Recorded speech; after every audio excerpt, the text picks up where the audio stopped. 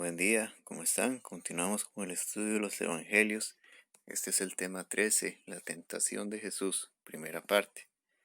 Dice la Biblia en Mateo 4, del 1 al 3. Entonces Jesús fue llevado por el Espíritu al desierto para ser tentado por el diablo.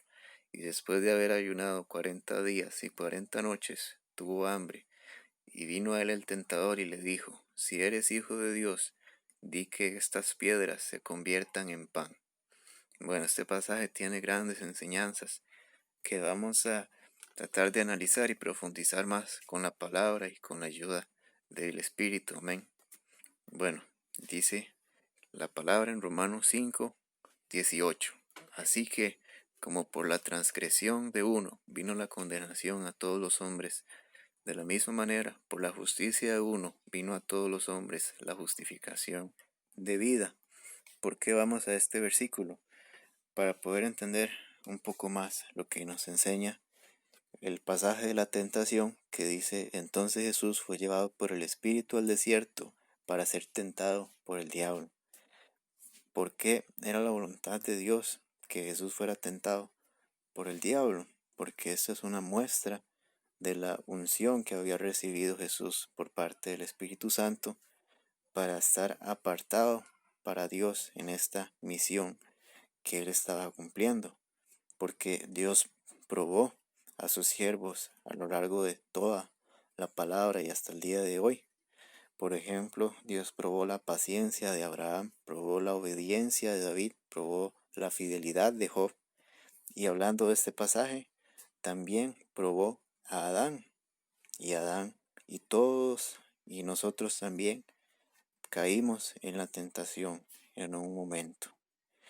Pero Jesús no cayó en la tentación, Jesús vence en la tentación y nos enseña en la misma palabra que Jesús viene a representar el nuevo Adán, como dice en este pasaje que nos dice que por la transgresión de uno vino la condenación a todos los hombres. Todos somos pecadores por el pecado que viene en nuestras vidas también, pero por la gracia, por la obra de Jesús, todos nosotros podemos ser justificados delante de Dios, no por nuestros hechos, no por nuestras obras, sino porque Jesús vivió lo que nosotros no podemos vivir. Se santificó para Dios, vivió una vida agradable a Dios que nosotros no podemos vivir. Y hay una cita muy interesante que dice, Adán pecó en el paraíso, Jesús venció en el desierto. Gloria a Dios que Jesús, estando en una condición muy difícil, Él logró vencer en la tentación, logró darnos esta victoria. Y dice esa cita, Adán pecó en el paraíso y nosotros mismos también. Difícilmente llegamos a estar en esas condiciones que estaba Jesús, ayunando por 40 días y 40 noches.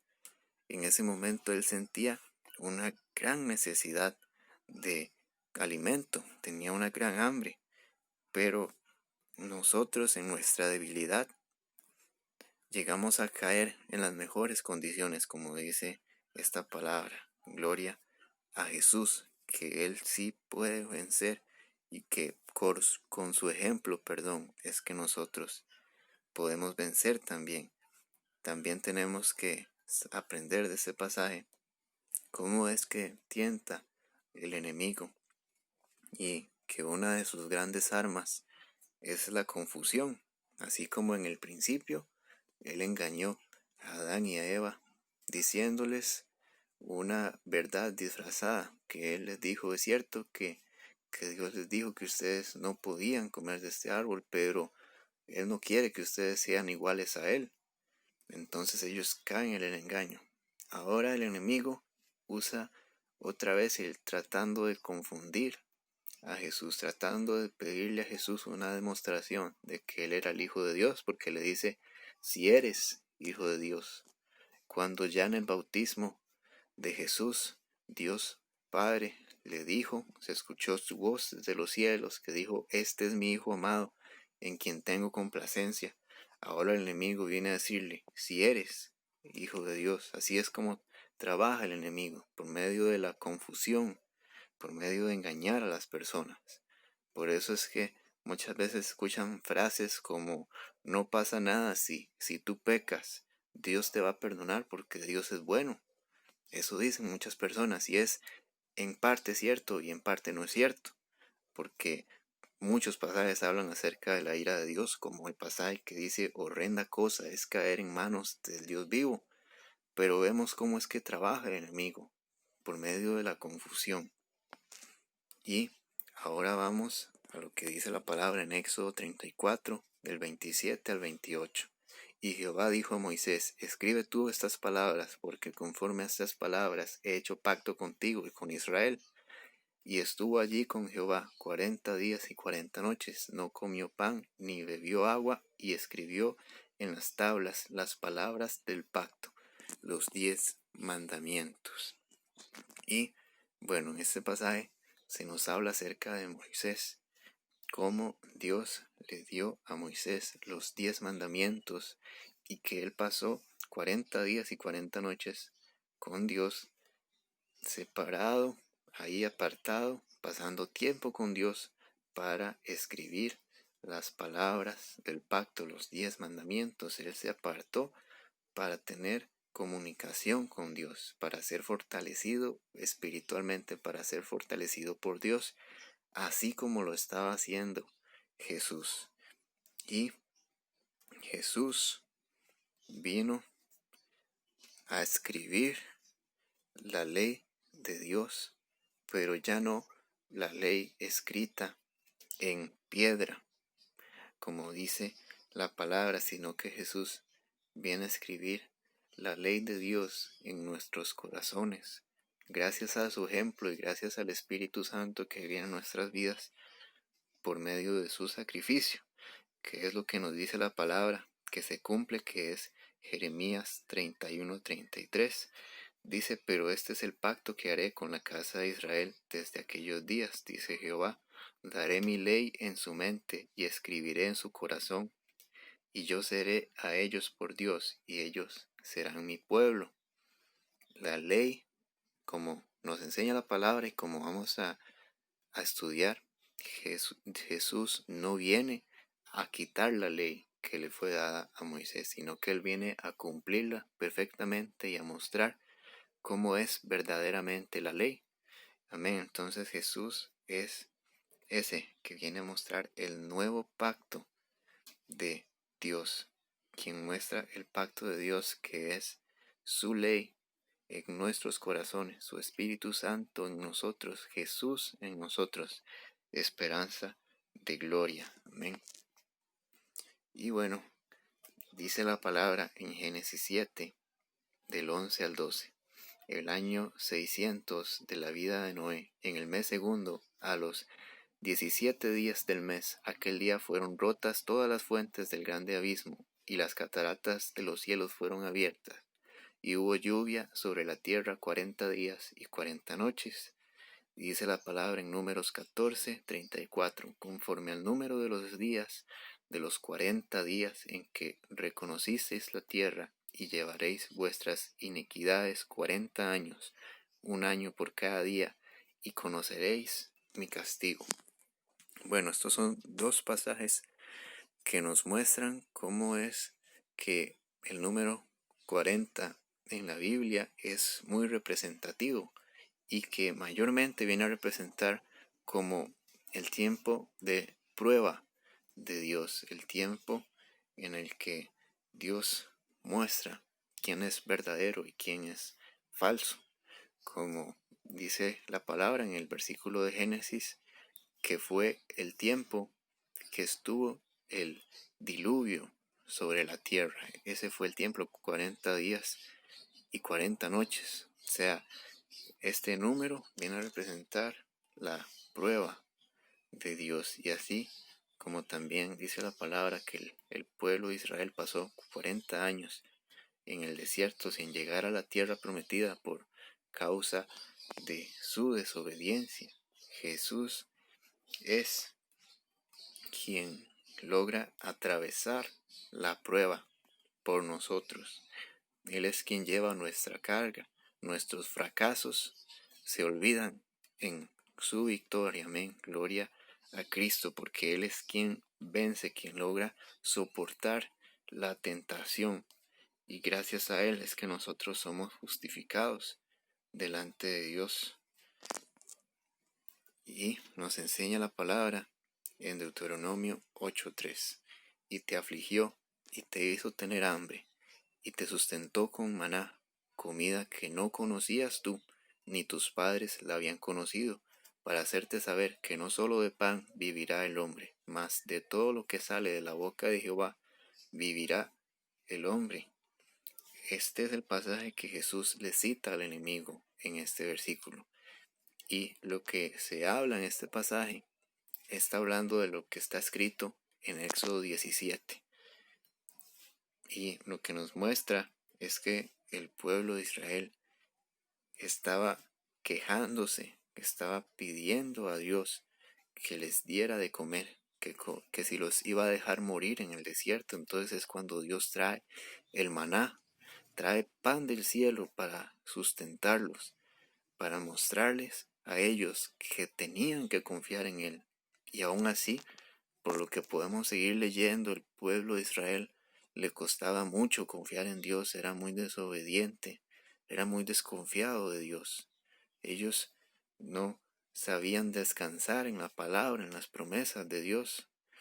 Por eso es que dice esta palabra, para hacerte saber que no solo de pan vivirá el hombre, mas de todo lo que sale de la boca de Jehová vivirá el hombre, para mostrarnos en este momento. Y también Jesús en su tentación nos mostró que nosotros no dependemos de las condiciones naturales. Si nos sentimos bien, si nos sentimos mal, ¿qué nos está sucediendo? Sino que dependemos de Dios. No dependemos de lo que está pasando, no dependemos de lo que las personas digan. Dependemos de Dios y Él es quien provee. Él es quien nos alimenta, Él es quien nos sustenta. Y eso es lo que tenemos que aprender. Si aprendemos a descansar en su palabra, entonces no vamos a tener tanta aflicción, tanto dolor, tanta inseguridad como tenía el pueblo de Israel. Y así es como Jesús venció, confiando en Dios, creyendo en su palabra, descansando en su palabra y obedeciendo su palabra. Y bueno, nos dice la palabra en Juan 6:35. Jesús les dijo, yo soy el pan de vida, el que a mí viene nunca tendrá hambre, y el que en mí cree no tendrá sed jamás. Y dice Juan 4:34. Jesús les dijo, mi comida es que haga la voluntad del que me envió, que acabe su obra. Bueno, gloria a Dios. El primer versículo, Jesús dice, yo soy el pan de vida. ¿Qué nos dice la palabra también en Juan capítulo 1? Que dice que Jesús es el verbo de Dios. Jesús es la misma palabra de Dios encarnada. Jesús es todos los deseos, toda la voluntad de Dios hacia el hombre cumplida. Todos los fracasos que había tenido la humanidad hasta el tiempo de antes, Jesús es el único ejemplo en quien nosotros debemos de poner nuestra mirada. Amén. Entonces Jesús dice, yo soy el pan de vida. Jesús es la palabra viva. El que crea en Él, el que venga a Él, nunca más tendrá hambre. Y el que en Él viene, no tendrá sed jamás. A los deseos que se nos hablan, ya los vamos a explicar un poco más. Lo que esta tentación representa son las necesidades físicas, pero hay una gran necesidad en el corazón del ser humano y es su necesidad de Dios. La persona busca y busca y busca en su vida, sintiéndose insatisfecho, sintiéndose frustrado, busca un apoyo en malas amistades, busca la atención de las personas, el reconocimiento de las personas, el supuesto amor de las personas y se siente frustrado y se siente engañado y se siente decepcionado. Pero cuando viene a Jesús, encuentra la verdadera plenitud de vida. Como dice la palabra, la vida eterna es que te conozcan a ti y a tu Hijo quien has enviado, dice la palabra. Conocer a nuestro Dios es la vida eterna, es la verdadera vida. Entonces, la persona naturalmente y espiritualmente nunca se va a sentir bien hasta que conozca al Señor. Hasta que no conozca al Señor, esa persona va a tener hambre, esa persona va a buscar, va a intentar, va a tratar de hacer todo para saciar la sed, para saciar el hambre que hay en su corazón, que solo Dios la puede llenar. Por eso Jesús es el pan de vida. Él es quien vence, Él es quien nos completa, Él es quien nos llena todo lo que nosotros no pudimos completar. Y dice el segundo versículo, mi comida es que yo haga la voluntad del que me envió y que acabe su obra. Aquí Jesús nos da un gran ejemplo de cuál era su mayor deseo. Su mayor deseo era hacer la voluntad del Padre. Su mayor deseo no era la comida, no era lo que él necesitaba humanamente, sino obedecer al Padre. Y el deseo de agradar al Padre superaba todo otro deseo que él pudiera tener. Así tiene que ser nuestra vida también. Entonces, ¿qué es lo que nos enseña esta tentación, esta primera tentación? Bueno, si Jesús hacía lo que el enemigo le estaba sugiriendo, él estaría desconfiando de la providencia del Padre, como lo habíamos hablado.